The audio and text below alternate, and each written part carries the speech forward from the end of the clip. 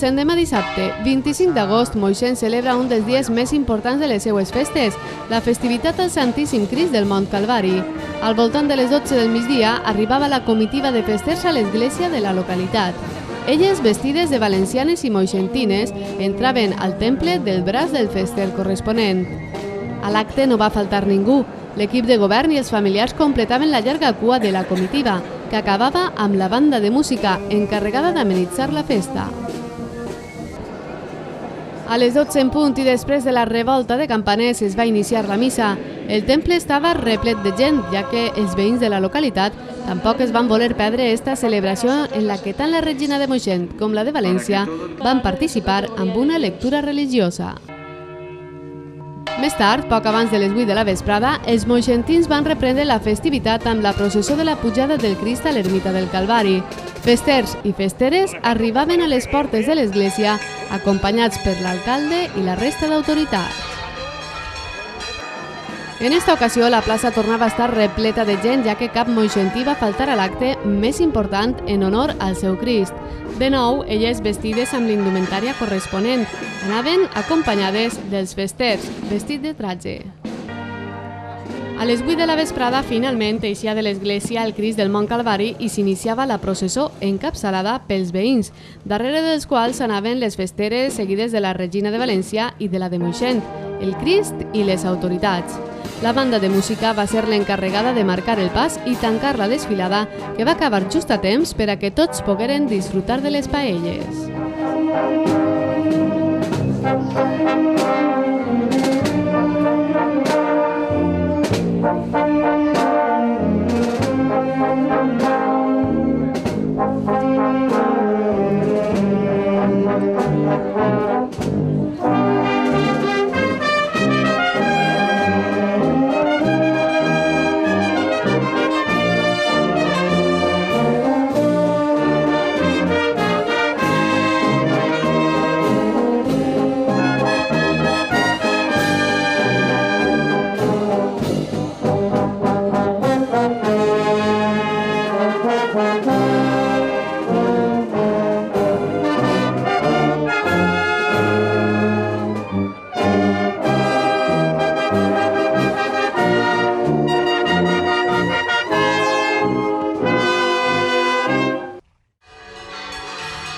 L'últim dia de festa, dedicat a les santes relíquies, Santa Còrdula i Santa Úrsula, la jornada comença amb una missa que acabarà per la vesprada amb una processó pels carrers del poble. Elles són les que presideixen l'altar de l'església i cal destacar que les santes relíquies són totes, és a dir, les relíquies de Santa Úrsula i Còrdula, que va portar el venerable Pare Moreno en 1582, i les que va portar de Roma en 1587, que es conserven en el relicari. Però tenen més rellevància Úrsula i Còrdula perquè es van portar les primeres i es trauen en processó junt a la relíquia de la creu on va morir Sant Pere. La missa en honor a les venerables relíquies de Moixent va transcórrer com és costum. El volteig de campanes avisa als veïns de l'encontre. Les autoritats acompanyen a les regines de València i de Moixent fins als llocs estipulats pel protocol i és llavors quan comença l'Eucaristia. Les dues estan encarregades de llegir alguns passatges de la Bíblia, un honor que cada any ostenten les representants dels festers del poble en una missa cantada molt seguida pels fidels. En acabar, una mascleta ensordidora de pirotècnia valenciana posa el punt i final a les activitats del matí.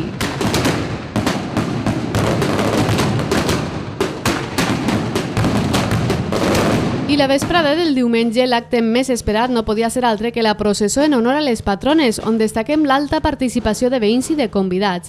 A més de reines, festers i membres de la corporació municipal, també ens trobem alcaldes i regidors d'altres poblacions de la comarca. La processó va donar començament a les 8 de la vesprada des de l'església, passant pel carrer Sant Josep, el carrer Major, Pare Moreno, Avinguda Guerrer de Moixent, la de Párroco Quilis, el carrer de les Santes Relíquies, el 9 d'octubre, el riu Canyolés, la plaça de la Hispanitat, Ramon i Cajal, la Cadena, carrer Màrtirs i una altra vegada la plaça de l'Església.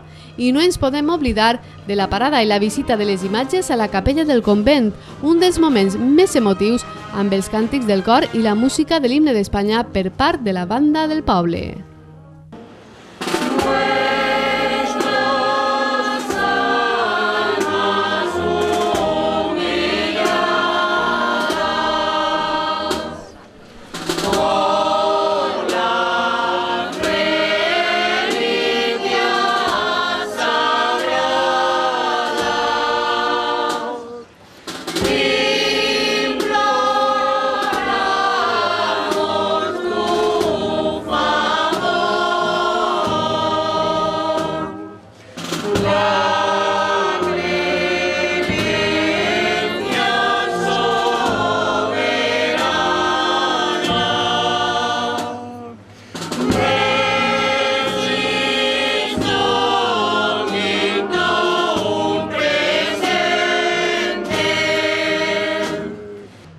El castell de focs artificials posa el punt i final a la mitjanit a unes festes on no hi ha hagut cap incident destacat.